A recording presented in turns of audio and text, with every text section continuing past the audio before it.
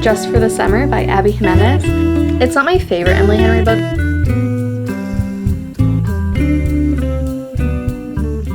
Hello and welcome. I'm Miri, and today we're going through all the books that I read in June. In total, I read 14 books in June. 4 of them I read the physical copies of.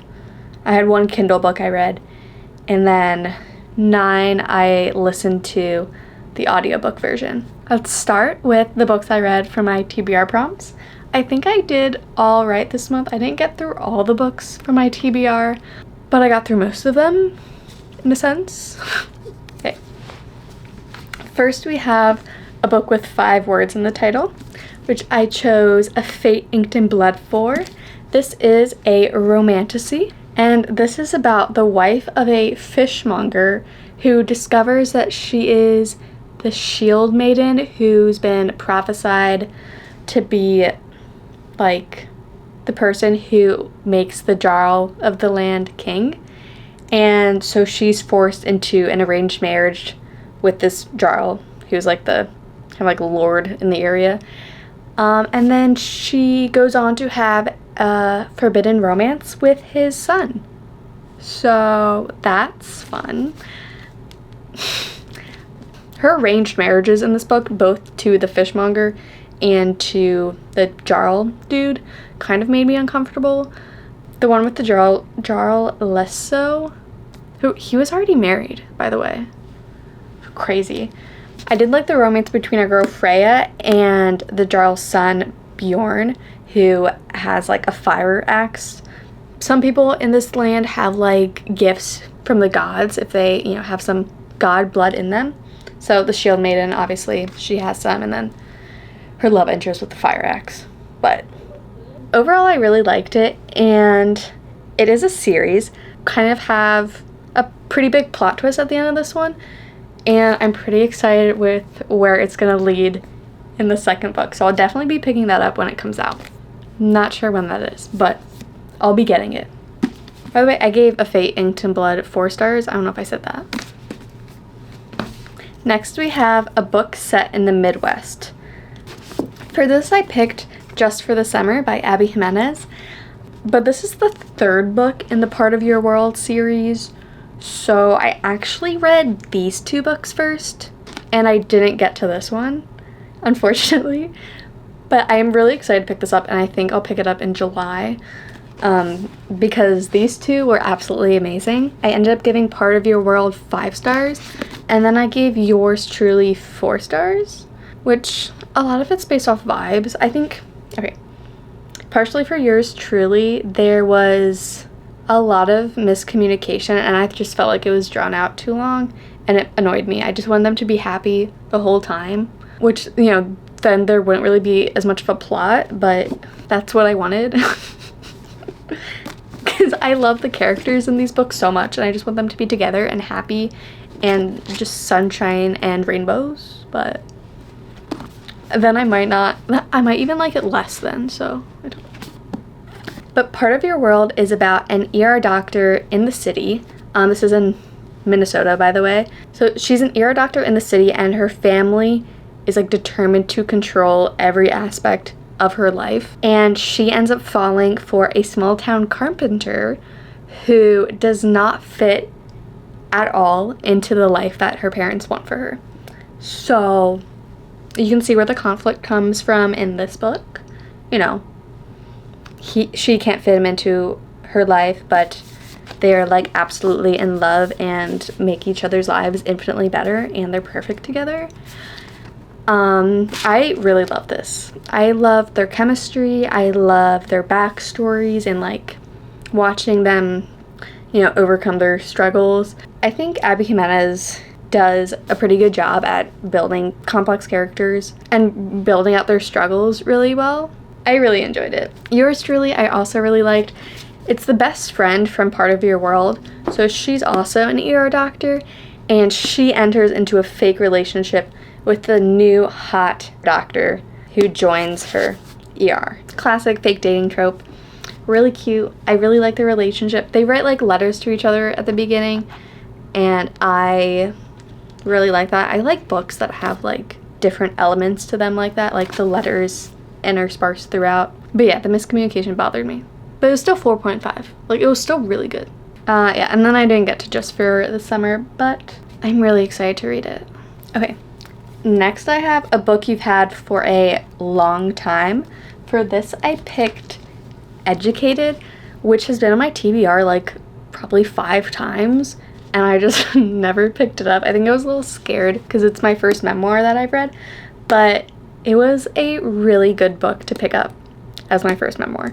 I listened to it on audio, and I think that was a really good choice. Really enjoyed the audiobook version of this. I ended up giving it 5 stars. I know people like tend to rate memoirs differently, so I mean I rated it based off the quality of the writing, but also the story was very fascinating. Essentially, we follow Tara Westover, obviously, who grows up in a very harmful family, both like emotionally and physically, and she doesn't have any education, like not even homeschooling really, until she goes to BYU, and then she ends up going to Cambridge and then Harvard, and becomes super educated, and it's like the title of the book.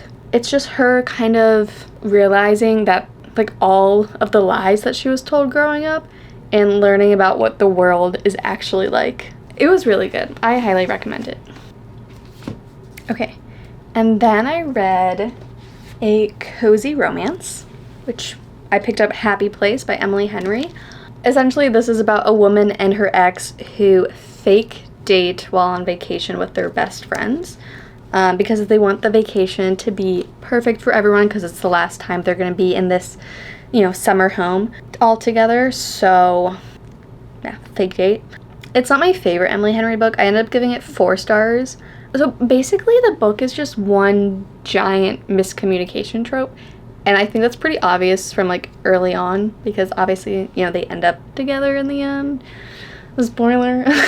But I don't even think it was necessarily the miscommunication that bothered me. Like, I think Emily Henry, as far as like the miscommunication trope goes, I think she did a really good job using it in a way that wasn't super annoying. I don't think that's what bothered me. I think something about the situation, I was too immersed in it. I felt uncomfortable with our main character, Harriet, as she discovers that she's going to be sharing a room with her ex-fiance. And it took me a while to get to the place where I was rooting for their relationship. I did really like them together in the end. So, I still liked it.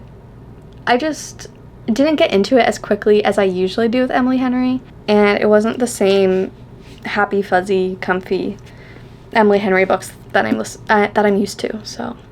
I liked Funny Story much more. That's like my favorite Emily Henry book, I think, if you're wondering. If you didn't know. And then the last book I had on my TBR was a book with a number in the title, which I picked One True Loves by Taylor Jenkins Reid, which I've heard amazing things about, and I really want to read it, but I didn't end up getting to this in June, unfortunately. I'm gonna, again, try to pick it up in July, but we'll see. I do think it'll be really good because I really like Taylor Jenkins Reid. I read Daisy Jones and the Six, which I really liked, and my favorite Taylor Jenkins Reid book so far is Carrie Soto Is Back. I just think that was done so amazingly well. Carrie Soto Is Back, great book. You should pick it up. But yeah, hopefully I get to this summer. I do really want to read it, but we'll see. So those were all my TBR picks that I read in June.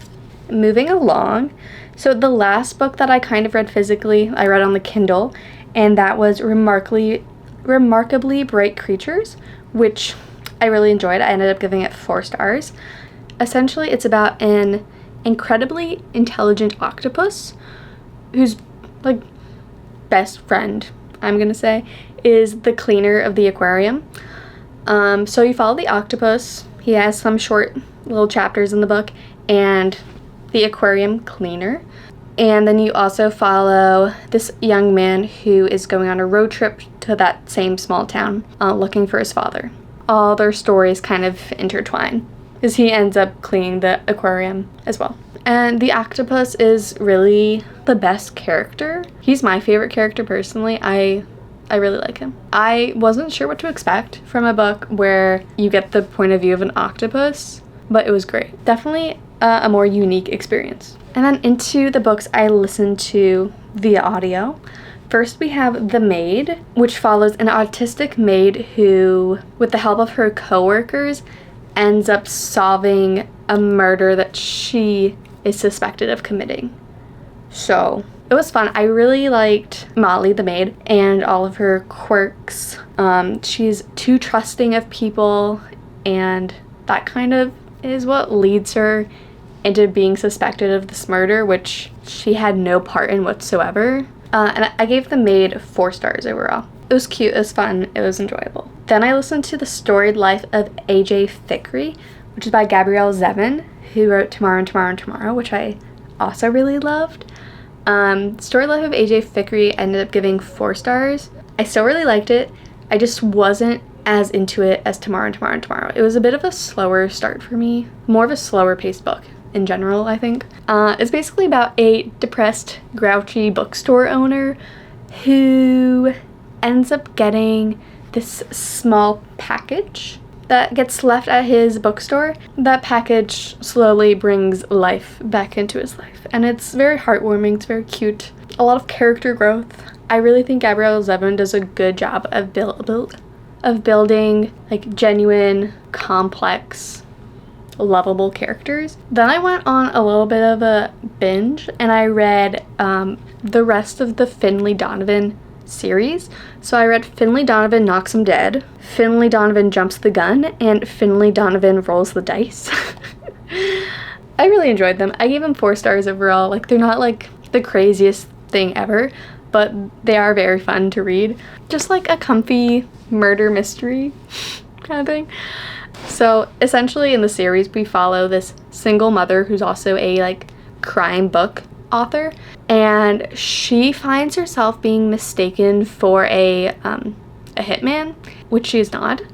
But then as she gets requests to off people, she kind of investigates them a little, and then she finds herself getting a little too entangled in crimes and those people's murders, and because she feels like she can't go to law enforcement directly herself because she's already kind of involved, she solves these murders herself with the help of her nanny. Very fun, very cute. And then I went on a road trip to Pennsylvania to visit my family with my boyfriend, and I forced him to listen to Warbreaker with me because I'm trying to get him into Brandon Sanderson. So a reread for me, but I really enjoyed it. So second time through, and I still am giving it 5 stars. I still think it is fantastic, so you should read it, especially if you haven't read Brandon Sanderson yet. Essentially it's about a princess who takes her sister's place in an arranged marriage to the God King in order to prevent a war against her homeland. And then in Pennsylvania, I ended up listening to Listen for the Lie, which, if you're gonna read it, I highly recommend the audiobook because you get little true crime podcast segments in it, and I just feel like it wouldn't be the same in like the print format, so highly recommend listening to that one. But essentially it is a true crime podcast that investigates the murder in this small town where everyone is convinced that the best friend did it. And so you follow the perspective of the true crime podcast dude and the suspected murderer, or the best friend. A little bit of a romance too. I really like murder mysteries. They're like just cozy and fun. It was another 4 star for me. I had like very little guesses the whole time, nothing concrete. I had no good guesses, and the ending completely surprised me. Like, I was not expecting the outcome. Like, I had no idea what happened. So it was really good. I recommend it. And that was the last book I read in June. So I had a pretty good month overall. They were all like 4 and 5 stars. Yeah, all great reads. And I found a new like fantastic series to read. Found another great author in Abby Jimenez, so that's very exciting. And yeah, pretty solid month overall, I'd say. Let me know down below what books you read in June and which ones are your favorite that I should read as well, because I'm always looking for recommendations. I hope you guys have a wonderful rest of your day, and I'll see you guys later. Bye!